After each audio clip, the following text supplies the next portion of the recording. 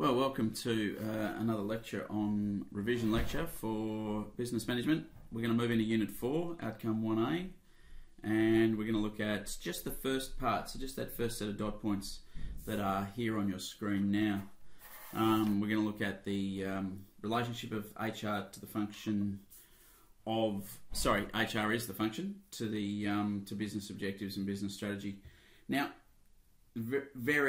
I'll get into the dot point in a second. The other ones we're going to do are employee expectations and the theories of motivation and a little bit of ethics in regards to the whole of HR. Okay, then we'll go into another lecture and we'll do the other two areas of Unit 4 Outcome 1, which are, of course, the employment cycle and employee relations. They'll be separate videos. All right, firstly, the relationship of human resource, the function of human resources management to business objectives and business strategy.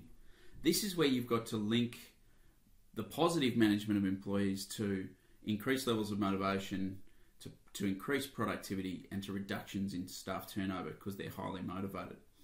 And as you go through the employment cycle and you realise all those things like good performance management, increased levels of training and development, this will increase the motivation, it will increase the productivity, and if it reduces the staff turnover, you should be able to talk about how that reduces the costs to a business. And of course, if you reduce the cost to a business, then you're going to increase the profits of the business, if nothing else changes. So managing people in the human resource function is vital to business success. Of course, one adage that, if you look at the four big banks, for example, you can say that they all have access to the same technology, the same resources. The only thing that's different is the quality of the people and the way they manage their people. And of course, that can give one bank a competitive advantage because it's the ability of those people to innovate and the support they get within the bank that might make one bank better than the other.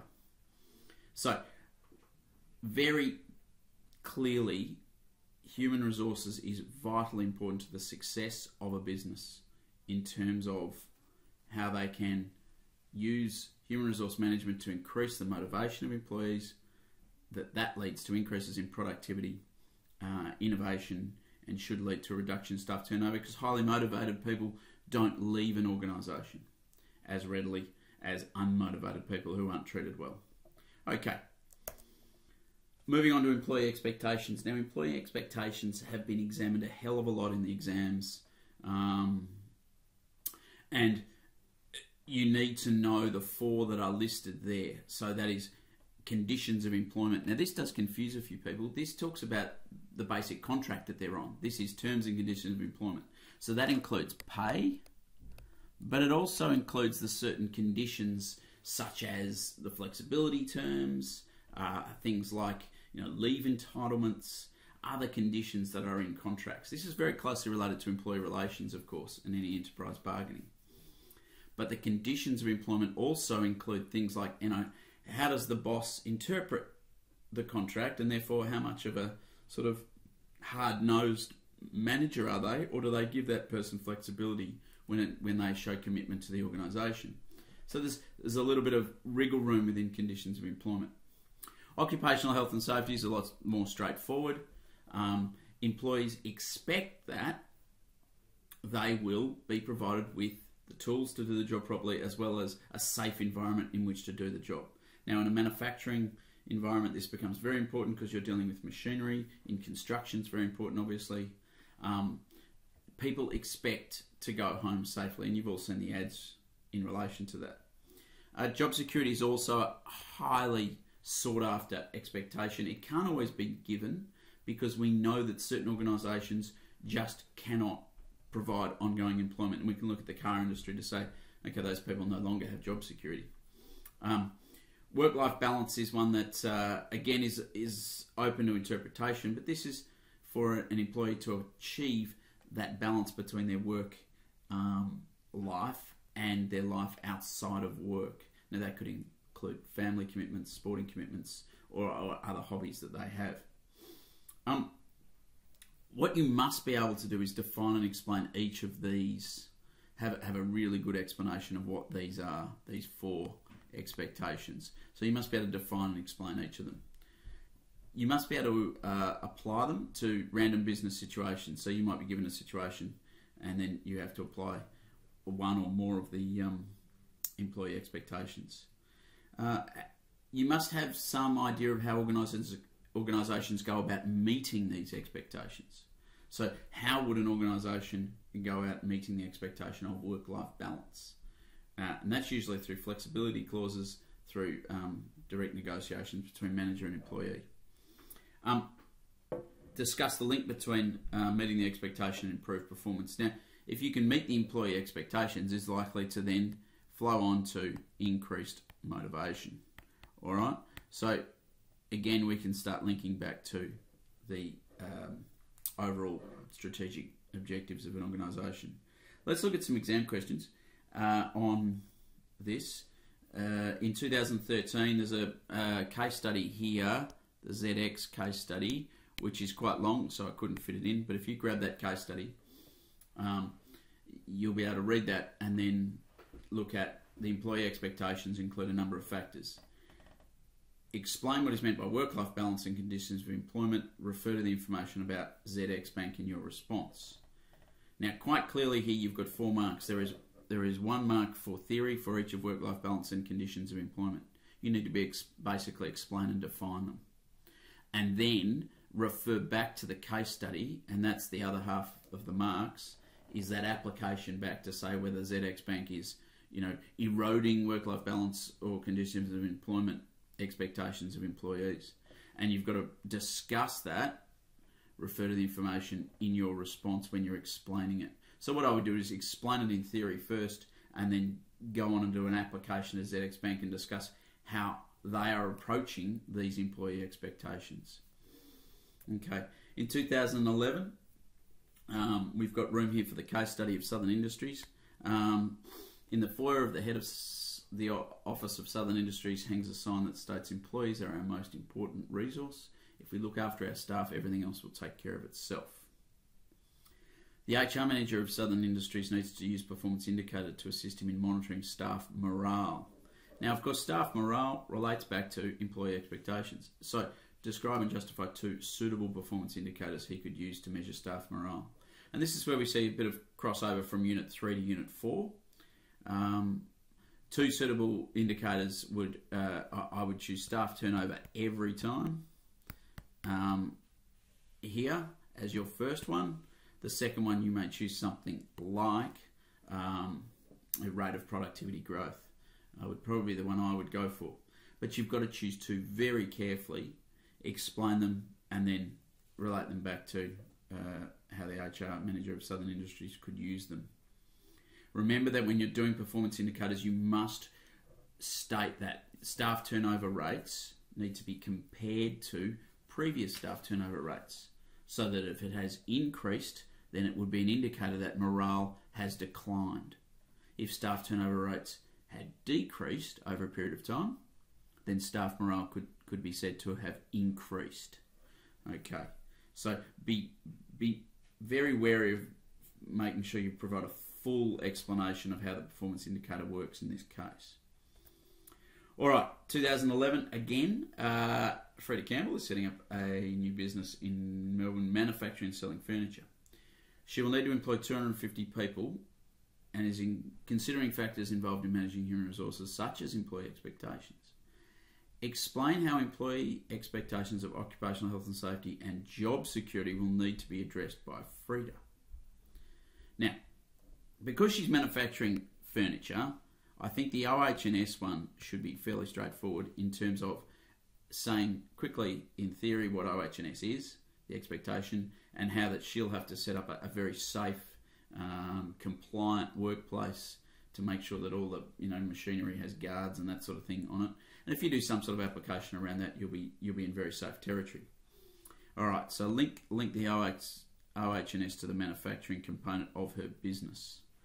All right, this job security I think is very difficult. Now, she can't promise people ongoing employment forever. That's just not a possibility. So I think in ensuring job security and meeting those needs, you've got to talk about the fact that if she runs a successful business, she will in fact be running a growing business that will have greater levels of job security, because the best way you can get job security is to be involved in a successful business, and a business that's growing in terms of its market share and growing in terms of its employee numbers. If a business is growing, that's the best form of job security people can have. So in this instance, you've got to somehow link job security.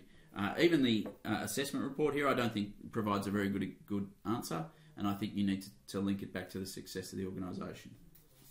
All right, so we have now coming back to the theory of the dot points, which is these motivation theories. So we have Maslow, Hertzberg, and Locke's motivation theories. You must be able to explain each of them in detail for up to 3 marks. So explain the theory. If you are explaining Locke's, please do not write down SMART, as in the SMART goals. You may use SMART acronym, but don't write it down in your answer. Okay, Maslow's, remember, is the pyramid. Hertzberg is the 2-factor theory of satisfiers and dissatisfiers, or hygiene and motivation factors. And Maslow's is the pyramid that starts at the bottom with physiological factors. Okay, so you must be able to describe the theory and relate it back to human resources. You must be able to compare the theories. So what are the similarities and differences between them? You should have 2 similarities and 2 differences between each theory. You must be able to recommend and justify the use of a theory in a random business situation. In more recent exams, they've actually allocated the theory for you to use. So you cannot get away with just learning 1 or 2. You must know all 3. And of course, you need to link the theory to other aspects of HR and the broader course. And of course, if you can increase someone's motivation or a group of people's motivation in your workforce, you will be able to that will lead to reduced staff turnover and increases in productivity. This will lead to better business outcomes, etc., etc. Just like we discussed earlier on in this PowerPoint. So let's get on to some exam questions. Here it talks about Wellham Consulting, and they're hiring the best university graduates, and they pay their university graduates very well. Despite this, staff turnover is unacceptably high. Now, what you've got to talk about with reference to Maslow's hierarchy of needs is why the salaries do not appear to be motivating staff. Okay. Now, this is because salaries are obviously a lower order need, and you can point out exactly where those needs are and you can even draw a diagram of the 5 levels of Maslow's theory in your answer. What you must do is show that you have a deep understanding of Maslow's theory of motivation, and also have a knowledge that pay sits down here, whereas organisation really want their people up here towards the top, which is self-actualisation, of course, and it leads to esteem needs, and that pay doesn't achieve that. And this is a really good question to practice answers to, because you know the answer in your head, but actually getting it down on 16 lines isn't as simple, and you need to work out the structure of your answer. So this is a really, really good answer on a motivation theory. Of course, what you could also do is substitute in here in your practice Locke and Hertzberg. I don't think Hertzberg's got a T in it, and I'm not sure what the study design do, but that's just not really relevant, is it? Okay, the next question is about Alice Smith, who's read the biographies from 2013, has read the biographies of many great business leaders. Alice is choosing between 2 approaches to staff motivation, that is Hertzberg or Locke. Evaluate the key aspects of both these theories of motivation and recommend which theory she should adopt. Evaluate. Okay. This means you have to make a judgment based on criteria, which means that you have to have the advantages and disadvantages of Hertzberg, the advantages and disadvantages of Locke, and that would be worth 4 marks, and then a recommendation of which of those theories you would use for the last remaining 2 marks. Tough question, but again, a really good one to do, because once you can nail this type of question, you can be able to talk about Hertzberg and Locke in great detail. And of course, here you have to know both theories very well. So please, here is the key word here, and recommend is the other key word. So the evaluate for 4 marks, the recommend for 2 marks. A really good question that would have sorted out in 2013 the abilities of students across the cohort. Again, we have a glass transport case study that's quite long. Describe Locke's theory of motivation, explain how. Now, this is a fairly straightforward motivation question. You've got Locke's theory, that's 2 marks, and then the application, that's 2 marks. So, again, when you're doing Locke's theory, do not mention SMART goals. And in this case, I think it's really important. This is a really good one with Miss Glass starting a new transport business. It's a really good one to try out your application. How specific can you be to her new business? How specific can you be to applying Locke? So it's a really good test of how good your applications have got over the year of doing BizMan. All right, 2011, going back a fair way. Compare and contrast Maslow and Hertzberg's theories of motivation. All right, similarities and differences. Now, of course, even if it just said compare, you would also have to do similarities and differences. And the examiners are now just using the word compare for similarities and differences. And if you see a contrast, it's only differences. Okay, but it's a straight theory question as is written here. And so here I would do 2 similarities and 2 differences. Yep, just bang them out. Paragraph form, make sure you have a clear break between the 2 similarities and a clear break between the 2 differences. I don't mean leave a line, I mean start a paragraph with 1 similarity and then start the next sentence with another similarity. Okay, so make it 4 punchy paragraphs in your answer. All right, we still have more in relation to motivation. Theories. Allen's advertising agency, this is from 2010. It has recently employed 6 graduates. After 6 months, 3 of the graduates have resigned due to low job satisfaction. All right. Again, explain Locke's theory and discuss how using this theory might assist the human resource manager to motivate the remaining 3 graduates. Now, it is a discuss question, which means you might be thinking positives and negatives, but it's only discussing how it might assist. So, again, you've got Locke's theory for 2 marks. 2 marks there, and the application of Locke to what the HR manager might do, and you've got 2 marks for your application there. And it's a fairly open-ended application, so you could go anywhere with that. Okay. Following on from that question, so in 2010 you can see you have 4 marks on Locke and how they can use it. Then it says, in addition to improved job satisfaction, discuss 2 other benefits to Allen's advertising agency that could be achieved through the use of Locke's motivational theory. Now, you should be trying to think of your performance indicators here. Okay, so if you use the motivation theory, perhaps you could reduce staff turnover, or perhaps you could innovate more, or perhaps you could increase the rate of productivity growth. So try and think of 2 other benefits. So it says discuss, but of course it just means explain 2 other benefits, because when it says discuss benefits, you don't have to talk about the negative of that. You just talk about the benefits. Okay, and so you should be talking about, okay, what else could they get? And this did trouble a lot of students once they'd done the previous question, and then they jumped into this question as well. All right. Back to our theory, and our last dot point we're going to do, last red dot point, which is the ethical and socially responsible human resource management dot point. You must be able to link ethics to different parts of the study design. And I'm talking about not just the dot points we've discussed in this video, but also to those surrounding the employment cycle and employee relations.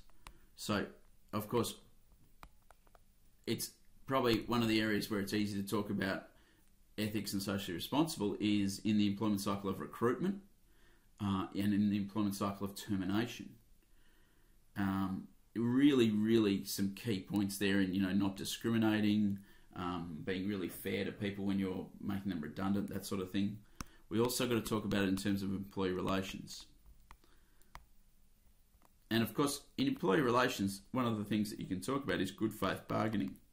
So I've abbreviated it there. But good faith bargaining is how you be ethical within that enterprise bargaining negotiations. And you relate that back to ethics and social responsibility. So, as it says there, you've got a link to all aspects of the employment cycle and employee relations, including good faith bargaining.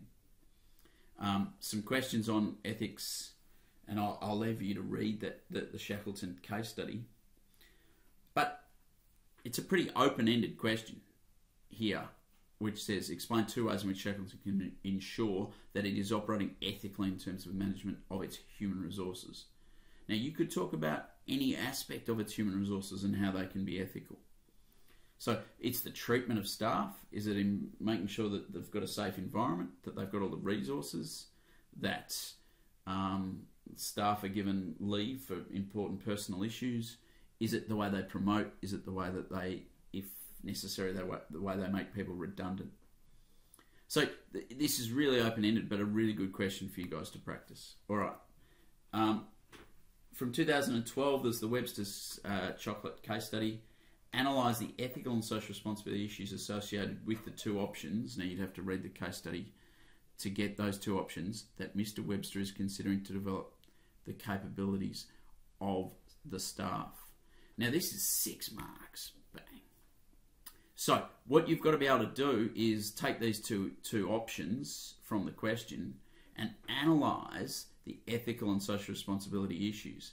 So that's possibly providing 3 little ethical and responsibility issues for each of these options. Now, one of them was bringing in machinery from overseas, I think.